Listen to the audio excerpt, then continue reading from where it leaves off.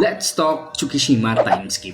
Kung akala mo tapos na ang story ni Tsukishima Kei pagkatapos ng Karasuno, hindi pa. Kasi sa time skip ng Haikyuu, makikita natin na si Tsukishima na naglalaro sa Sendai Frog kasama ang dalawang familiar faces na si Kanji Kagonegawa at si Kentaro Kyotani. At yes, si Chuki talaga to. Si Tsukishima ay naging middle blocker ng Sendai Frog habang si Kagonegawa ay setter at si Kyotani naman ay opposite hitter. Pero ang interesting dito, kung matatandaan mo na si Tsukishima noong Karasuno, parang wala siyang pakialam sa volleyball. Hindi siya yung tipong hinata na sobrang passionate or bokoto na halos mabuhay para sa volleyball.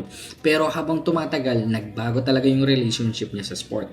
At yung pinaka-importanting turning point, yung match nila against Shira Torizawa. Doon niya unang naranasan kung ano yung feeling na talagang gusto niyang manalo. Years later, makikita natin siyang patuloy pa rin naglalaro. And now, kasama pa niya ang dalawa dating rivals from Miyagi, si Kagonegawa, yung setter ng Dati Tech na sobrang laki at may unusual na style sa blocking at setting, at si Kyotani, aka Mad Dog, na dating opposite hitter ng Aoba Josai. So imagine this lineup, Tsukishima as the middle blocker, Kagone as the setter, Kyotani as the opposite spiker. Hindi natin nakita ang buong Sendai Frog roster sa story pero confirm na magkakasama silang tatlo sa team. And honestly, ito yung isa sa pinaka-interesting na details sa Haikyuu time skip. Kasi si Tsukishima na dating parang I don't care about volleyball, nagpatuloy pa rin sa volleyball years after high school.